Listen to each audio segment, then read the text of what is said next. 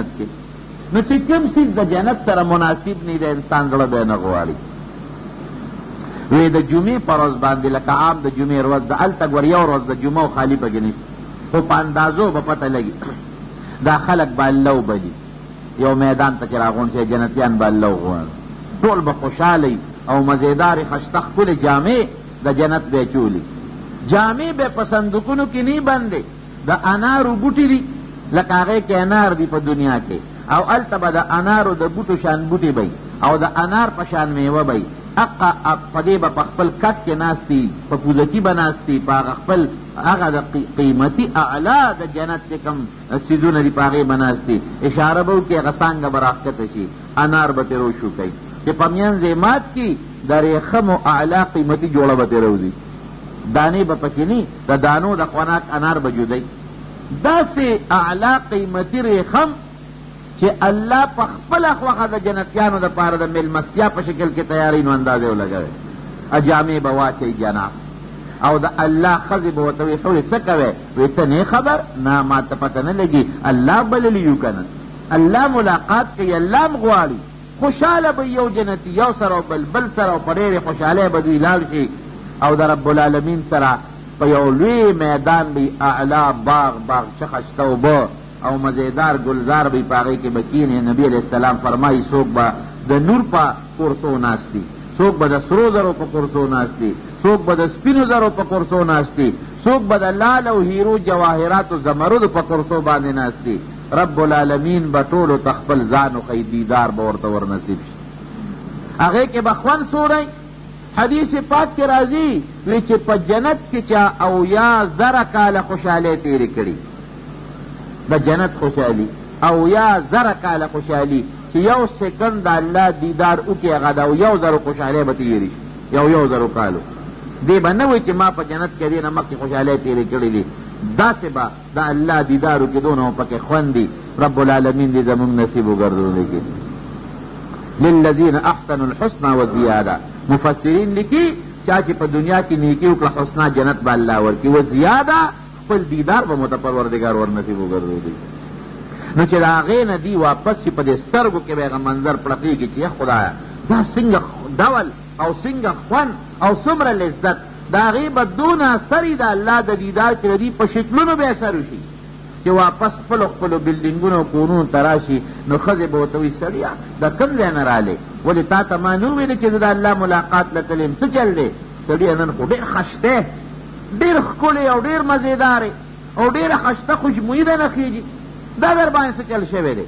وی تا ته پته نه لګي د خپل رب سره ملاقات وکړو، او چې د خپل رب سره څوک ملاقات وشي او خشته نشي او خوشبویه نشي او برکت پرې رانشي نو دا په څه باندې راځي؟ نو د روجې دا برکت دی زمارونو. بل روایت کې وانا اجزا به، رب العالمین فرمایي د روجې بدل زیم زما دیدار دی، د نورو څیزونو بدل هغه جنت دی او د روجې بدل د الله دیدار. پروردګار دې زموږ نصیب وګرځوي. نبی کریم صلی الله علیه وسلم د روجې میاشت کې دقسې په دې منبر باندې خپې مبارکې کېښود. حضور پاک مبارک په 3 پوړو منبر کې ناستېده او په 3 پوړی به کېناستېده، بره 3 پوړی باندې. دا حضرت ابوبکر صدیق رضی الله عنه په د ادب د وجې نه په 2 کېناسته، او حضرت عمر فاروق رضی الله عنه د ادب د وجې نه بیا به په دا لاندې پوړی کېناستېده. خو بیا وروستو خلفاو په دا 2 پوړی ناسته غوره کړه چې موږ په دا 2 کېنو او په 3 به نه کېنو، ځکه حضور پاک مبارک به بره په 3 پوړی کېناست. نو چې په لومبۍ پوړی باندې قدم مبارک کېښود نو ویې فرمایل آمین، چې په 2 خپه مبارکه کېښود نو بیا فرمایل آمین، نو چې په 3 پوړی قدم کېښود او په کېناست نو وی آمین. صحابو ته تپوس وکړه د الله رسوله تاسو 3 ځله آمین ووی، نو آمین خو خلک اله وایي چې دعا وکړي، نو مونږ خو نه ستاسو دعا واورېده او نه د بل چا. رسول الله مبارک وفرمایل وی چې په لومبۍ پوړی مې قدم کېښود نو جبریل علیه السلام راغی، هغه یو خیره وکړه نو ما پې امین ووی. وی فرمایل جبریل علیه السلام چې د چا مور پلار جندي وي دواړه یا یو کس دې به خدمت کوي د مور او پلار، او که داسې خدمت یې د مور او پلار ونه که چې ځان پې جنت ته ورسوي نو دې د خدای هلاک او تباه کړي. وی ما وی چې آمین. بور او سرونو دے خیرے چا کړی دي جبريل علیہ السلام او آمین پی چا ویلے دے رسول اللہ مبارک. نو چې د جبريل علیہ السلام غوندې فرشته چې په ټولو فرشتو کې د هغه نه مقربه فرشته بله نشته خیري وکړي، او د حضور پاک مبارک غوندې پیغمبر چې په ټولو پیغمبرانو کې سردار دی هغه پې امین وی او په منبر د پاسه په جومات کې، نو دا خو یقیني خبره ده چې قبوله خیرن. نو د مور پلار به خدمت کوي، او څنګه خدمت؟ معمولی خدمت نه، داسې خدمت چې د هغې د خدمت د وجې ځان جنت ته ورسوی. الجنة تحت اقدام الامهات، جنتونه د میندو د قدمونو لاندې دي.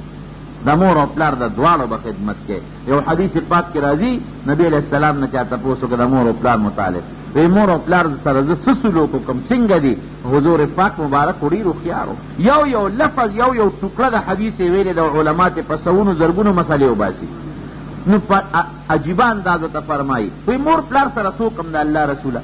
وی هما جنتک و نارک، وی مور پلار ستا جنت هم دی او ستا دوزخ هم دی. بس په لنډو درته خبره فیصله کړم، که جنت ته تلل غواړې د مور او پلار خدمت وکړه، که دوزخ ته تلل غواړې مور او پلار خفه کړه. بس دا ستا جنت هم دی دا ستا دوزخ هم دی. په لنډو خبره فیصله شو. نو د مور او پلار به قدر کې، عزت به کې، خیال به ساتې. دا به نه وی دا بوډا دی ګډې وړې وی مجلس کې به شرمېږي، دی خو ما ته کنزل کوي او زما ښځې ته کنزل کوي او زما بچو ته سپک ګوري. کمزوری دی خیر. قرآن شریف کې الله فرمای اما یبلغنک عندک الکبر احدهما او کلاهما فلا تقل لهما اف ولا تنهرهما وقل لهما قولا کریما. سړی چې کمزوری شي لاسونه یې رپي، لاس یې کار نه کوي. سترګې کمزوری شي چشمې واچوي، اخر کې نظر هم نه لګي. پخپو کمزوری شي په کونټۍ ګرځي، په غوږونو کمزوری شي هغه شی په غوږ کېږدي اواز نه اوري. نو چې دا غوږونه کمزوري کېږي، سترګې کمزوري کېږي، لاس او خپې کمزوري کېږي، ملا کمزوري کېږي، نو جناب دماغ هم کمزوري کېږي. د لاس نه ګیله نه کوي چې بابا لاس ولې لاستی، د کونټۍ نه ګیله نه کوي چې بابا په کونټۍ ولې ګرځې، نو مزغورې ولې ګیله دي. کمزورې دي، دواړه کمزوري دي. ډېره زیاته ګزاره به ورسره کوي، دومره ګزاره به ورسره کوي کہ قرآن شریف کے اللہ فرمائی کہ بل سوست نے کی دعا و تقوا وقل رب ارحمهما كما ربياني صغيرا. پروردگارا یو وقت د معشوم کوټینی په داغه کې ګرځولم په ما مور او پلار رحم کو، خدای اوس کمزوری ته په رحم وکي. دعا ولک و رحم دعا. نو مور او پلار د دواړو خدمت کول دا ډېر لوی ثواب لري. یو حدیث پاک کې راځي نبی علیہ السلام فرمایي وی چې څوک کور ته راغی او مور ته او پلار ته یا یو کسی یا دواړه په خوشحاله نظر ورته وګوري، وخاندي ورته، مسکی شي ورته، نو رب العالمین دی انسان ته په یو نظر د قبول شوی حج ثواب ورکوي. او بل روایت کې د حج او د عمرې د دواړو ذکر دی. ګورئ په حج 2 لک روپۍ 2.5 لک روپۍ نن سبا لګي، نو په یو نظر تا ته الله د 2.5 لک روپو د عمل ثواب درکوي او قبول شوی حج.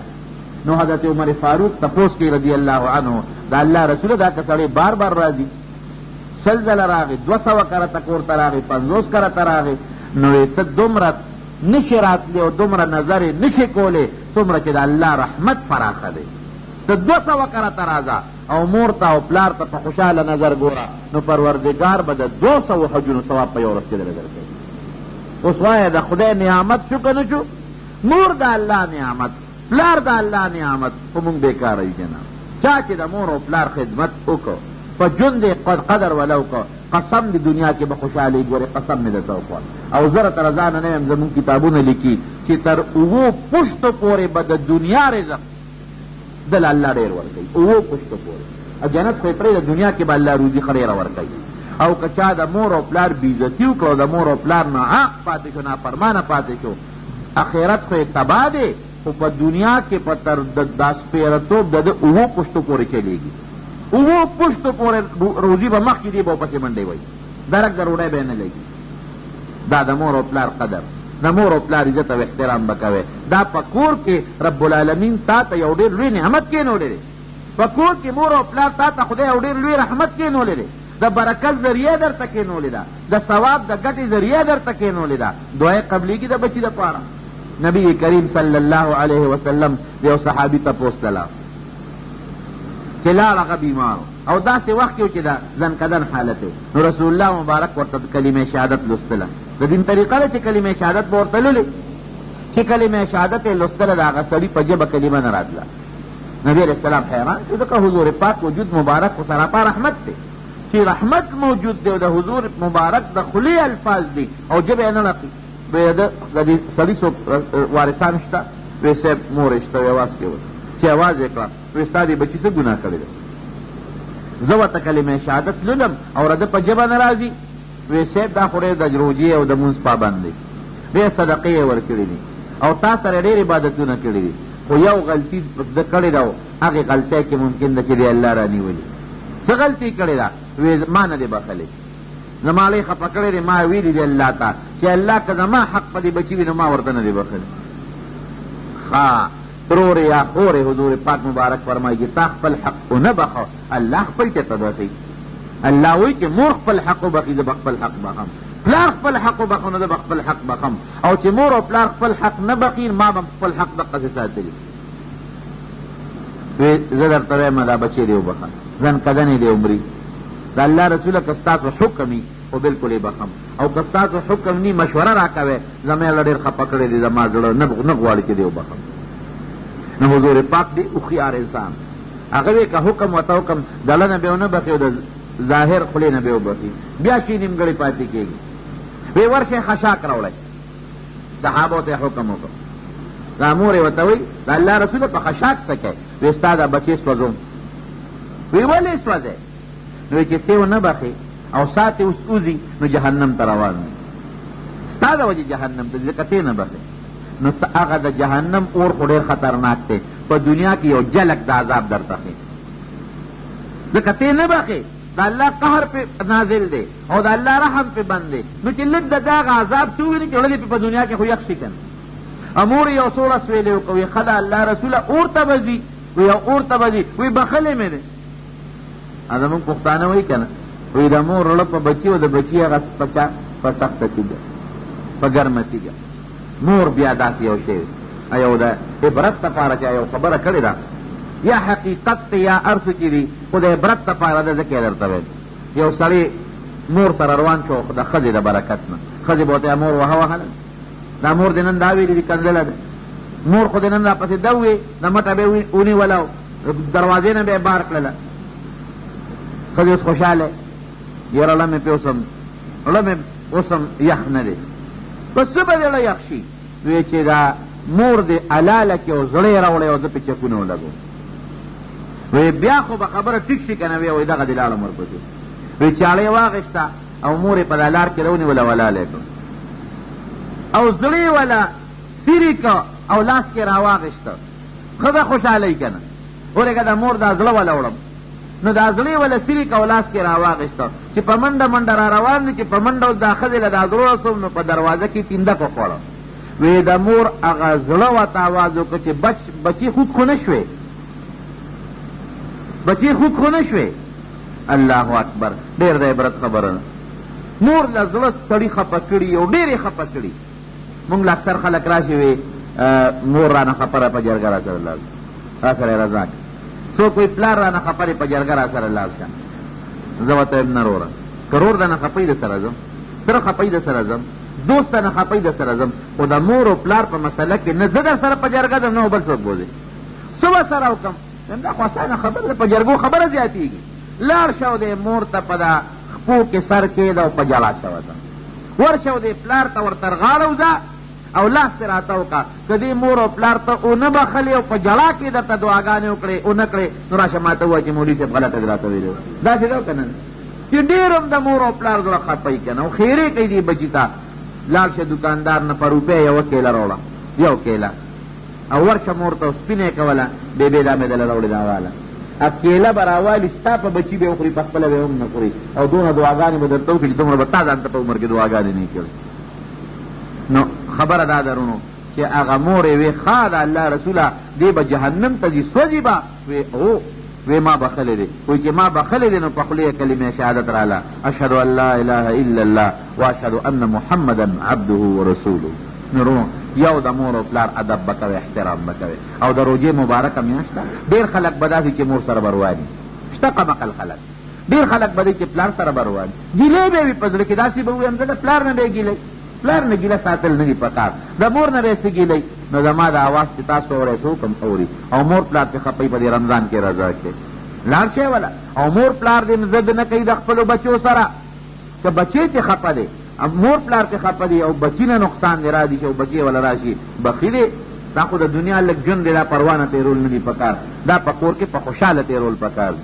نو جبریل علیه السلام دقسې وی چې په چا مور او پلار دوی یا یوازې یو کسي او د دونه خدمت د مور او پلار اونه که چې ځان پې وبخي نو الله دې هلاک کي. نو حضور پاک مبارک وی آمین. وی چې په دویمه